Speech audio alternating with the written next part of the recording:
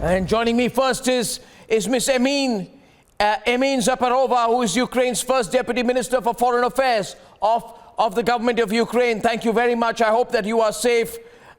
Ms. Emin, what is the truth right now about the humanitarian corridors? Have the evacuations been going on? Good evening, dear Arnab, and all those Indian people who are watching us.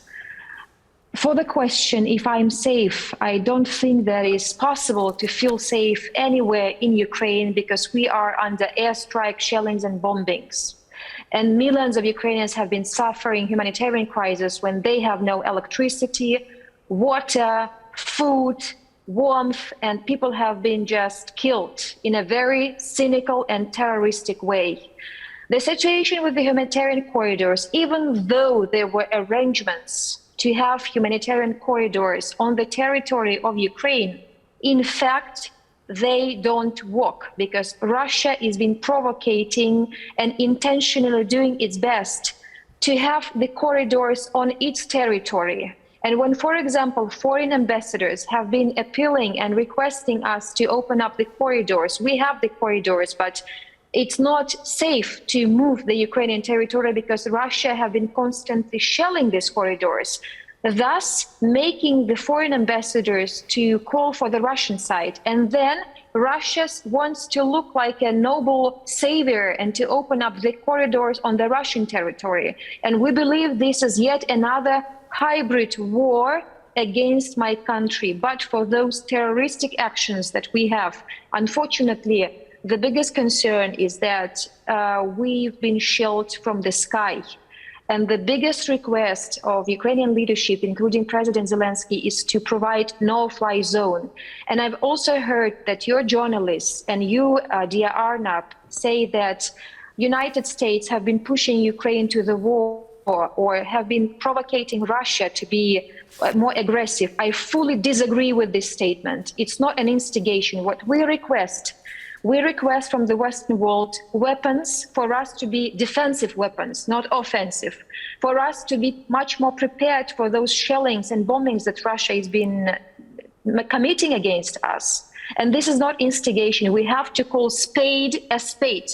This is Russia that started the war. Russia did it in 2014 when they occupied sovereign territory of Ukraine. 7% of Ukrainian territory was under occupation, and the 13th day of war is just the continuation of the aggressive nature. And I'm sure that our inability, meaning the international community, our inability to stop aggression in 2014 is a direct consequence of what we have today in Ukraine. Ms. Emin, what I have said, and I need to tell you where my position comes from.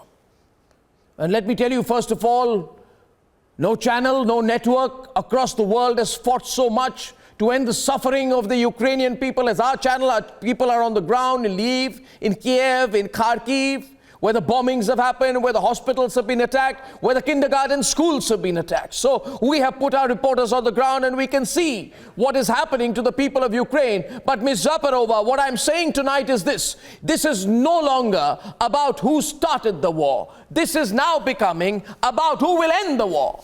And that is where I feel that allow me to complete, it is not about who started the war, it is about how we will end the war. And why can't Biden call Putin? How is it that Turkey can mediate but Biden can't negotiate? Even Narendra Modi has been talking to Zelensky, to Putin. And if our Prime Minister has indicated his readiness to provide any assistance to talk, I feel it is hugely ironical that the Americans, who have a direct role in this, are refusing to talk but instigating everyone else. Dear Arnab, not only Ukrainians suffer, but also thousands of Indian students on the territory of Ukraine have been suffering humanitarian issues, those who did not have a chance to be evacuated. The issue that you have raised is that actually we have to know who started the war, and if so, and if we understand that Russia started the war, don't you think it is Russia to end the war? Don't you think it's Putin's ego that actually brought us to this hell where we all are, when thousands of Ukrainians are actually under the risk of life and death.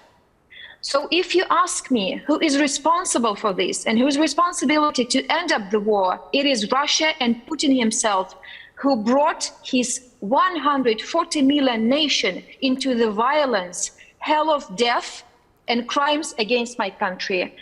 United States have been tried their best to mediate before 24th happened. No, they're not. Other leaders, including Narendra Modi, President Erdogan, and other leaders have been trying to mediate, calling for Putin to stop the aggression, but it doesn't work out. It doesn't work. Okay, can I say one thing? Okay, so slight point of disagreement. I would say that why not send Kamala Harris to Moscow instead of Poland? Is America desperate to go to a war between Russia and NATO when even the Israeli Prime Minister, Naftali Bennett, is going to Moscow? The US sends Kamala Harris to Eastern Europe to rile up Putin further and escalate the war. Why not send Kamala Harris to Moscow to mediate with Putin instead? And my other point tonight is, Amin, and you need to look at what's happening on the ground. I've just got some breaking news. Can I share it with you? My breaking news right now, Ms. Zaparova, is that Hungary has said, we will not support the expansion of sanctions against Russia's energy sector. Hungary says the expansion of sanctions against Russia's energy sector is a big threat to the national currency and the people of Hungary. Now, we've also heard that Germany has said the same thing. Germany has said we will not be part of sanctions against Russia on the energy sector because we're energy dependent on Russia. The point I'm trying to make is that if this drags further, Europe gets divided, not united. This is the reality. Ms. Zaparova, the negotiations must widen. Ukraine is the most interested side to stop the war by any means. We have been committed to peaceful resolution since 2014. We've been looking for different ways, but unfortunately, the classic way of Russian negotiation is that either you do what they want or it doesn't work out. They have been constantly making or trying to make us to follow their line with regards to the war in Donbass, and they claim that this is a civil war, but it's not. They provided military coordination, they provided weaponry, and they fueled up the war on the eastern part of my country, and they swallowed Crimea. They occupied my homeland, by the way. I used to live in Crimea, and I was a journalist like you, Arnab. And today, the negotiation with Russia is yet again a very classic one. They say you have to recognize Crimea, you have to recognize so-called DNR, LNR, you have to get rid of this, of that. This is all a very existential issue. Russia wants us to live how they see this. And my country is standing for its own choice. And our choice is to be the part of Western world. When you say that Europe is divided, I would disagree. It is absolutely sometimes a very cynical business as usual position, and we see it especially when it comes to the energy issue. And my president is very clear saying that you should provide embargo for gas and oil because it's a very bloody thing today. Because when thousands of Ukrainians have been dying, making business with Russia, thus making it stronger, is a crime, is a kind of a sharing these crimes, is a kind of appeasing these crimes. And we say you cannot dance tango with an aggressor. We will keep on do so. And of course, we will be happy that as many leaders as possible will talk to President Putin, saying that this aggression must be stopped. Are you getting closer to joining NATO? Because 3 days back, NATO's Cyber Defense Agency announced Ukraine as a contributing participant. Is this one step closer to NATO? For Ukraine, yes, membership in NATO is one of the main foreign policy goals enshrined in our constitution in 2019. The Ukrainian parliament, by the absolute majority, voted for the constitutional change where we enshrined the membership in European Union and NATO in the constitution. This is the ground.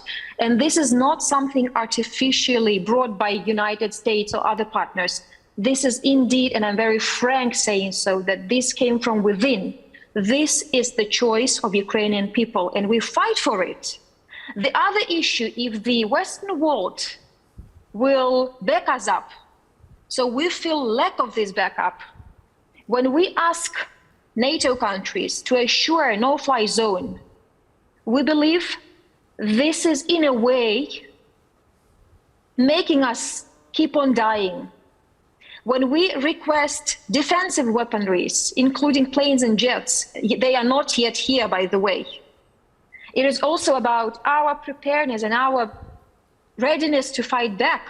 It's not about us fighting or attacking Russia. We never did so. We are a peaceful country. You really said that we have to give a chance for a peace. I've been to India many times. I visited Sai Baba's ashram, and I think that this peaceful issue and this issue of peace is very strong, and Ukrainian people are very peaceful people. We don't want to have a war, but when we attacked, we will fight back for our choice. And this is a very existential issue. For us, Okay. It's crucial to be backed up by Western world.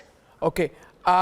Emin Zaparova, thank you very much for joining us right now. We are, and good luck to you. And we are getting all kinds of breaking news, including just got a breaking news that the Joint Chief of Staff Chairman Mike Milley made an unannounced visit to undisclosed airfield near the border with Ukraine last week. And this is what Sputnik is saying, quoting media sources. The airfield was said to have been turned into a major hub for the shipment of NATO weaponry into Ukraine, with Milley having toured the facility, acquainted himself with the weapons transfer.